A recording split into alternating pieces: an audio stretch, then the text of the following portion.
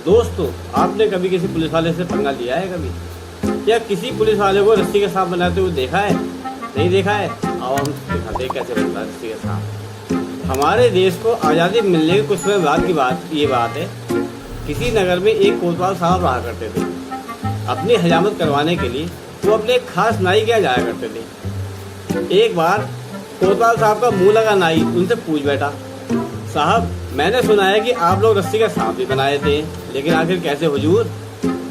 कोतवाल जी उस समय तो बात को टाल गए, लेकिन उस नाई ने कोतवाल जी से जब भी उसके वहाँ जाए तो हर बार यही सवाल पूछता। तो तंग आकर कोतवाल जी ने मन ही मन तय किया कि इस भूतनी वाले को बताना ही पड़ेगा कि रस्सी का सांप बनाते कैसे। लेकिन प्रकट में उस समय वो नाई से बोले, अच्छा चलो अगली बार आऊँगा तो बता दूंगा, फिलहाल यार अभी तो मेरी जान छोड़। सुबह तो कोतवाल साहब जी चले गए, लेकिन उसी दिन शाम के समय कुछ सिपाही नाई की दुकान पे छापा मारने के लिए आ धमके। ओए हजाम तू ही है? हमें मुखबिर से पक्की खबर मिली है तू हथियारों सप्लाई करता है, तलाशी लेनी तेरी दुकान की, चल साइड हो। और फिर भैया तलाशी शुरू हो गई। तभी एक सिपाही ने नजर बजाकर अपनी जेब से एक जंग लगा असला उसकी नाई की दुकान में पे छुपा दिया। दुकान का सामान उलटने पलटने पे एक सिपाही बड़े जोर से चिल्लाया, ये रहा तमंचा, मिल गया तमंचा। छापामारी अभियान की सफलता को देख करके नाई के तो बेचारे होश ही उड़ गए। उन्होंने, अरे ये क्या मुसीबत है भैया, ये मैं आज बड़ा आज तो फंस गया भाई साहब। हाथ जोड़ के रोते हुए बोला, अरे साहब मैं इसके बारे में कुछ नहीं जानता, आपके बड़े कोतवाल साहब भी मुझे बहुत अच्छी तरह जानते हैं, मैं ऐसा आदमी बिल्कुल भी नहीं हूँ, इसलिए प्रभु रहम करो, मैं गरीब आदमी हूँ। एक सिपाही हड़काते हुए बोला, अबे चुप कर, आया बड़ा कोतवाल जी का नाम लेकर के बचना जाता है। चल अब जल्दी से बता दे सब कुछ सच कि किस किस को तू हथियार बेचता है, तेरे गैंग में कौन कौन लोग हैं और कौन कौन डाकुओं की तरह वास्ता है और कौन कौन से हथियार तूने बेचता है। बन तो बड़ा सीधा रहा है, लेकिन साले हथियारों को सप्लाई करता है तू। आज आया ऊँट का पहाड़ के नीचे, अब बताएंगे तेरे को। चल हमने सुना है तू लूटपाट भी बहुत करता है, बता कहाँ लूटपाट करी है तूने? नहीं बताएगा बेटा, कोतवाली ले आकर के थाने में बहुत तेरी सुतान करेंगे, तो सब भूल जाएगा, इसलिए शराफत से अभी बता दे। नाई को भैया बंदी बना करके सिपाही बोला, चल बेटा अभी तो तू कोतवाली चल, वहीं जाकर तेरी खाल में घुस भरूंगा। कोतवाली में कोतवाल साहब को देखते ही नाई उनके पैरों में गिर पड़ा और रोते हुए चिल्लाया, साहब बचा लो, मैंने कुछ नहीं किया, मैं बिल्कुल शरीफ आदमी, बहुत गरीब आदमी हूँ, मैंने कुछ नहीं किया। कोतवाल ने नाई की तरफ देखा और फिर सिपाही से पूछा, अरे क्या हो गया भाई, क्यों इस बेचारे को पकड़ के लाए हो? सिपाही ने वही जंग लगा असला कोतवाल साहब के सामने पेश कर दिया। साहब जी हमें मुखबिर से पक्का पता चला था कि इसका अपना ये गैंग है, ये डाकुओं को हथियार बेचा करता था, इसकी दुकान में से ही ये तमंचा मिला है।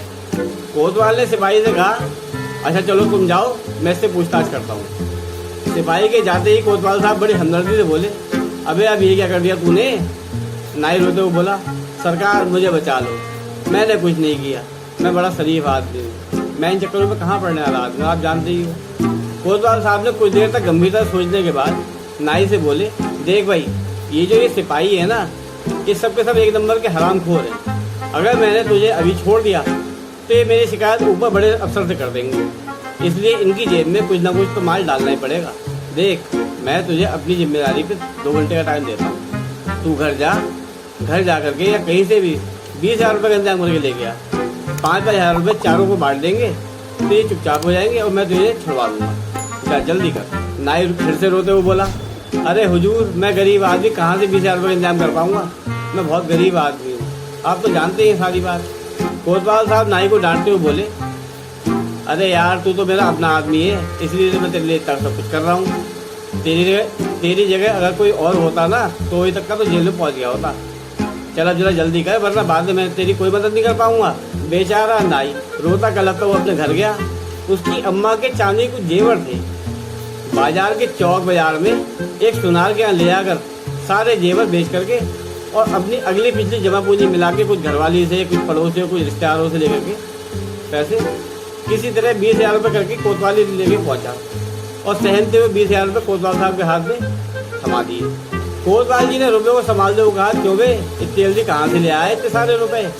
नाई ने सुनार के जेवर बेचने की बात बताई तो कोतवाल जी ने फौरन सिपाही से कहा, तुरंत सारे सिपाही को बुला के ले गया और एक टीम तैयार कर और इस नाई को बंदी बना के ले चल आज सुनार के बच्चे क्या छापा मारने आना है। कोतवाल साहब की टोली जाकर के पहुंच गई सुनार की दुकान के बाहर। कोतवाल और उसके 2 सिपाही सुनार की दुकान के अंदर पहुंचे। कोतवाल ने अंदर पहुंचते सुनार को अपने रौब में ले लिया। क्यों भाई, चोरी का माल खरीदने धंधा कब से कर रहे हो? सुनार ये सुन के गड़बड़ा गया। अरे नहीं नहीं कोतवाल साहब, आपको किसी ने गलत जानकारी दी है। कोतवाल साहब ने डांटते हुए कहा, अबे चुप, जरा बाहर देख, हमारे सिपाहियों के साथ में हथकड़ी लगाए हुए एक साथी चोर खड़ा है। कई साल से हम लोगों को इसकी तलाश थी। इसने तेरे यहाँ जेब बेचा है कि नहीं?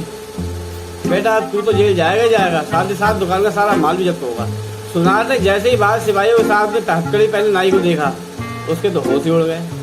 तुरंत हाथ जोड़ लिए, कोतवाल जी जरा मेरी बात सुन लीजिए। और फिर भैया कोने में ले आके मामला कुछ ले दे करके ठीक हुआ। कोतवाल ने नगद नारायण अपनी जेब में रख डाले और नाई ने जो गहने बेचे थे वो अपने कब्जे में कर लिए।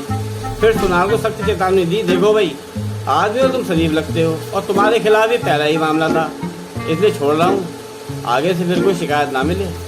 इतना कहकर कोतवाल साहब और सिपाही अपने रास्ते कोतवाली की तरफ को रवाना हो गए। कोतवाली पहुंचकर कोतवाल जी ने मुस्कुराते हुए नाई से पूछा, क्यों रे, अब बता गधे, आया तेरे को समझ में कुछ कि हम लोग रस्सी के सांप कैसे बनाते हैं? नाई बेचारा सिर झुका करके और लंबा हो गए कोतवाल साहब के पैरों में लेट गया। जी हाँ माए बाप सब समझ गया, मेरे को बचा लो, मेरी जान छोड़ो। कोतवाल साहब हंसते हुए बोले, भूतनी के ले संभाल अपनी अम्मा के गहने और 20,000 रुपए, और जाते जाते याद कर ले कि हम सिर्फ रस्सी का सांप भी नहीं बल्कि जरूरत पड़ने पर नेवला, अजगर, मगरमच्छ और डायनासोर तक बनाए थे। अगर ऐसा नहीं करें तो अपराधियों पर नियंत्रण कैसे होगा भाई?